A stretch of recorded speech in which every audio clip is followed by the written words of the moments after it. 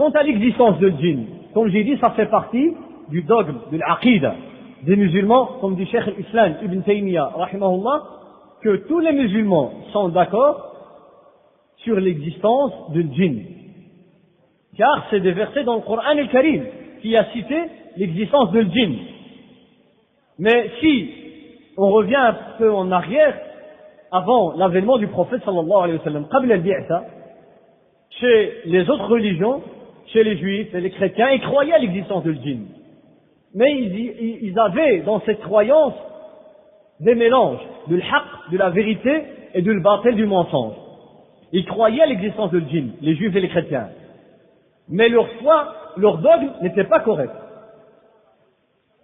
Même les Arabes, les associateurs arabes avant l'islam, ils croyaient au djinn, comme dit le Coran al-Karim.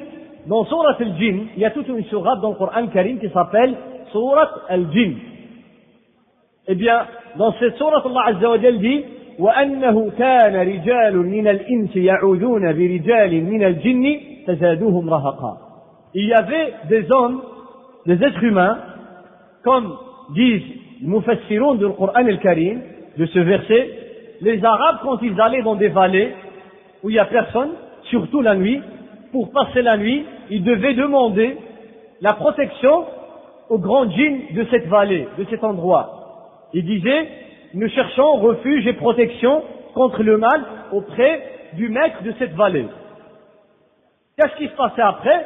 Eh bien, les djinns devenaient encore plus forts, de voir les êtres humains chercher protection auprès d'eux, et les êtres humains devenaient encore plus faibles et commettaient plus de mécréances, comme disent les mufassiroun. فَزَادُوهُمْ رَهَقًا. Eh bien, les Arabes croyaient aux djinns, mais ils avaient, comme dit le Coran al-Karim, chez certains Arabes, regardez qu'est-ce qu'ils ont mélangé avec cette croyance. وَجَعَلُوا بَيْنَهُ وَبَيْنَ الْجِنَّةِ نَسَبًا. Allah Azza wa Jal dit que ces mouchriquins, ces associateurs, ont établi entre Allah subhanahu wa ta'ala et les djinns une parenté. C'est quoi cette parenté? Ils ont dit que Allah Azza wa Jal s'est marié avec des femmes djinns pour donner naissance à des anges, malaïka. C'est pour cela qu'ils disaient que le malaïka banatullah, que les anges sont les filles d'Allah subhanahu wa ta'ala. Ta'ala Allahu amma yaquluna 'uluwan kabira. C'est ça la croyance qu'avaient les Arabes. Ils croyaient en l'existence du djinn, mais c'est une croyance qui est tout à fait mensongère dans beaucoup de côtés. Et les philosophes, comme dit Cheikh al-Islam Ibn Taymiyyah, se sont encore plus éloignés de la vérité. Ils disaient n'importe quoi. Et même aujourd'hui, on trouve dans certains livres écrits aujourd'hui certains qui disent que le djinn, ce sont des microbes, les virus. Ils disent que le djinn, cité dans le Coran Karim, en vérité, ne sont pas des créatures comme croient les musulmans. Mais en vérité, ce sont les microbes et les virus, c'est ça le djinn. On va voir ce que les virus et les microbes sont le djinn.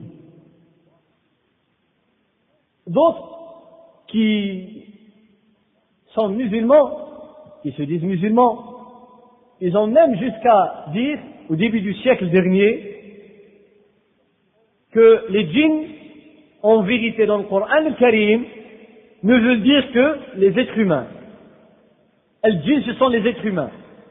Et que l'histoire citée dans Surat al-Jinn, quand le prophète sallallahu alayhi wa sallam était sur son chemin de retour vers Mecca, il s'est arrêté, bien sûr, pendant la période mécoise avant le Hijra, il s'est arrêté à un endroit tout près de Mecca qui s'appelle Nakhla, pour accomplir sa prière. Et tout d'un coup, il y a un groupe de djinns qui étaient de passage et qui ont entendu la récitation du Coran al-Karim, ils se sont arrêtés pour écouter cette parole qu'ils n'ont jamais entendue. Et ces djinns, ces personnes qui ont écrit aujourd'hui des livres au début du siècle dernier, ils ont dit qu'en vérité, le Coran dit que ce sont des djinns, un groupe de djinns, mais ce groupe de djinns en vérité c'est un groupe d'hommes, de personnes, des êtres humains qui sont venus de Médine. Et comme c'était des étrangers, eh bien on les appelle les djinns, parce que tout ce qui est étranger on l'appelle djinn. Ça veut dire que les étrangers qui se trouvent ici sont des djinns.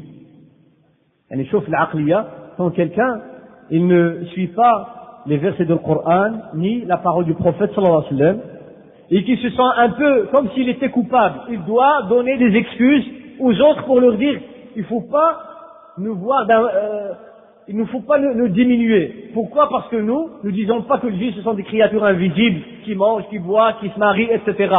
Non, en vérité, soit des microbes et virus. Ça veut dire qu'on croit, qu'est-ce qu'on voit? Eh bien, cette position de faiblesse, elle n'est pas acceptée par l'islam. On a une religion qui est claire. Allah Azza wa Jalla, il a dit le djinn, il a cité des caractéristiques de djinn, et le prophète nous les a décrits. Alors, Allah subhanahu wa ta'ala a révélé au prophète Muhammad sallallahu alayhi wa sallam les versets et al-wahy, la révélation, pour corriger ces croyances qu'avaient les Arabes, qu'avaient les Juifs, qu'avaient les chrétiens à propos du djinn, pour montrer ce que sont les djinn que Allah subhanahu wa ta'ala a créé. Dans le Coran al-Karim,